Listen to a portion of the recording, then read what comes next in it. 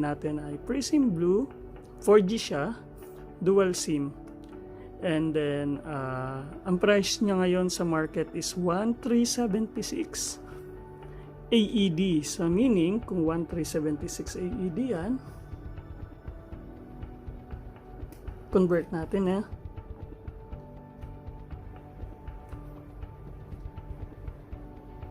sa peso, mga nasa 18,544. So, hindi ko alam kung magkano sa Pinas, pero check na lang natin kung magkano siya in Philippine market. So, let's go. Para makita natin kung ano yung laman niya sa loob. So, kabibili lang natin to kanina, hindi sa akin to, sa ate ko. So, dahil dito kami bumili sa UAE, ang presyo niya ay 1,320 in AED kasi nanghingi kami ng discount. Tapos rubber cover ay 10 dirham. So mga nasa 130 pesos ang rubber case. At ang phone natin ay nasa around 18,000 pesos. Let's go. Binuksan kanina kasi sa shop dahil kailangan nila i-prove na gumagana talaga yung phone. Pero supposedly dapat hindi. Kami naman ang nag-open sa shop kanina, so okay lang.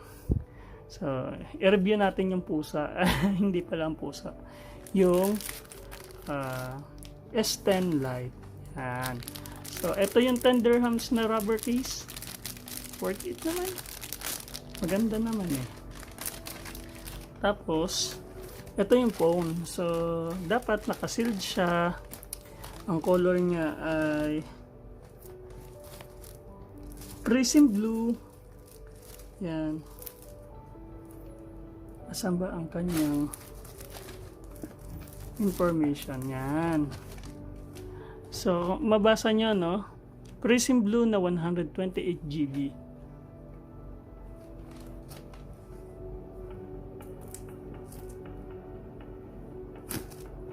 So, pag inopen natin to, ang makikita natin sa box ay first, yung kanyang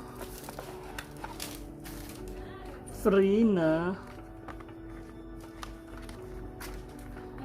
yung pang-open ng pin, SIM card opener or remover, tapos memory card remover. Meron din siyang free na jelly case. Yan. Tapos kailangan mo ng basahin ba to? For sure alam naman na ang lahat kung paano gumamit ng phone. So, anyway, kasama siya palagi. Quick start guide. Ano pa ang nasa loob niya? Saka yung pusa, hindi yan included si try ko. Hindi siya included sa mobile. Okay, so ayan mga guide. So yan ang makikita natin sa loob ng box. I think standard naman to. Standard in any phone. Kahit anong model. Yung brand. Tapos Prism Blue. Yan. Wow. Guys, ang ganda ang ganda niya. Ang kanyang rear camera ay 48 megapixel, tapos plus 12 megapixel plus 5 megapixel. Tapos yung front naman niya is 32 MP. Ang laki. 32 megapixel. So, ang kanyang battery ay 4,500 mAh. Ang laki, no? Ganda ng phone. Ang bigat. Tapos yung touch niya premium. Pero actually mid-range ito, model na nilabas ng Samsung. Siyempre, buksan natin yung loob ng box. Makikita natin ang super fast charger. Yan, nabasa niyo ba? Tapos, C-type na siya. Lahat halos ng inilalabas na model ngayon ay C-type to C-type, no? Ngayon, ang mga ano niya. Anyway guys, yung CPU nito, octa-core siya na 2.8 MHz. Tapos yung size niya is 6.7. Kapag mga gantong model, hindi mo siya magagamit ng headset habang nagcha-charge kasi isa lang yung charging ano niya. Try ko, hindi ka kasama sa review.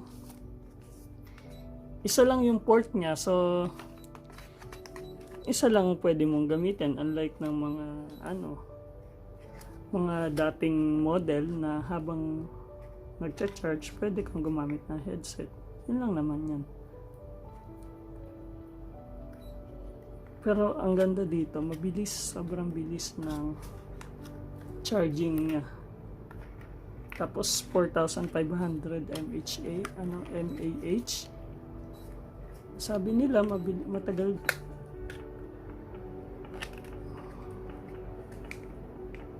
So ayan guys, ang laman ng box. Sana nakatulong sa mga gustong bumili ng bagong Galaxy S10 Lite. So see you on my next video. Thank you.